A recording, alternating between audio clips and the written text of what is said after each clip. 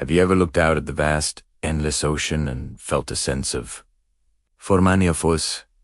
It's a beautiful view, a place for vacation, or a source of seafood. But for the peoples of the Pacific, the ocean is so much more. It's the very heart of their existence, the foundation of their identity, their history, and their entire worldview. Today, we're diving deep into this profound spiritual connection, exploring how the sea shapes life, culture, and spirit across the Pacific. You might think of the Pacific as a massive ocean dotted with tiny, isolated islands, but that's not how Pacific people see it. They have a powerful concept of being the Sea of Islands. This isn't just a clever phrase, it's a fundamental shift in perspective. Instead of seeing the ocean as something that separates them, they view it as a vast, intricate network that connects them all. The ocean is the bridge, the highway, the shared space that unites countless cultures into one interconnected family. This idea emphasizes unity, a shared destiny, and a collective identity woven together by the tides and currents. It transforms a scattered geography into a cohesive, vibrant cultural continent. This deep connection is woven into their most sacred stories and traditions. Imagine setting sail into the open ocean, with nothing but the stars, the waves, and the wind to guide you. For ancient Pacific seafarers, this was not just a journey, it was a spiritual undertaking. Their oral traditions and legends are filled with tales of gods, mythical heroes, and the wisdom of the stars, all of which served as their celestial and spiritual compass.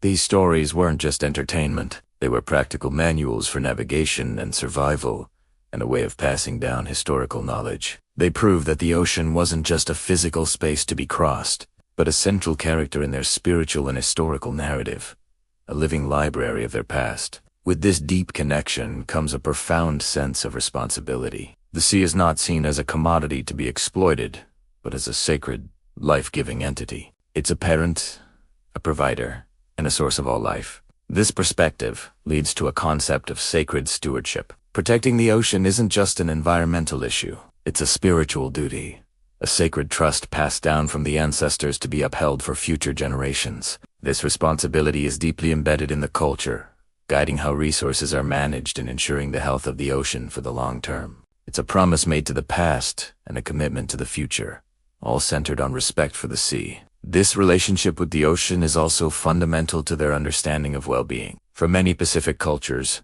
true health and happiness, or holistic well-being, comes from maintaining a delicate balance. It's a harmony between the spiritual world, the social world of the community, and the physical world around them. And at the center of this balance is the ocean. A healthy ocean means a healthy community, spiritually and physically. When the ocean is thriving, so are the people. This holistic view understands that you cannot separate human well-being from the health of the environment, a lesson that the rest of the world is only just beginning to appreciate. This reverence extends to the creatures that inhabit the ocean. Marine life isn't just seen as a food source. Many creatures are held in the highest spiritual regard. Take the whale, for instance.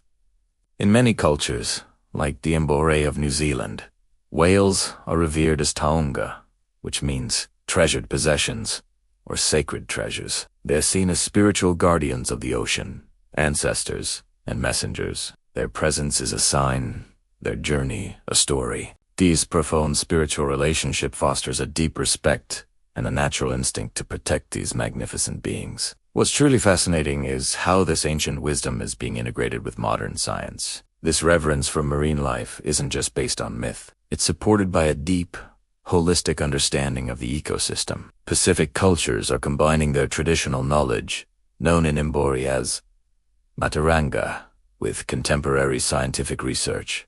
This powerful fusion creates a much more complete and nuanced approach to marine conservation. It bridges the gap between spiritual understanding and empirical data, proving that when we listen to both the stories of the ancestors and the findings of science, we become better stewards of our planet. Unlike in some cultures where spirituality is reserved for a specific day or place, in the Pacific, it's woven into the fabric of everyday life. It's not something you do, it's something you are. This spiritual connection to the ocean is present in the most mundane of daily activities. You can see it in the prayers said before a fishing expedition, in the way food is prepared and shared, in the intricate patterns of weaving that mimic the waves, and in the rhythm of dances that tell the stories of the sea. Spirituality is not separated from life. It is life.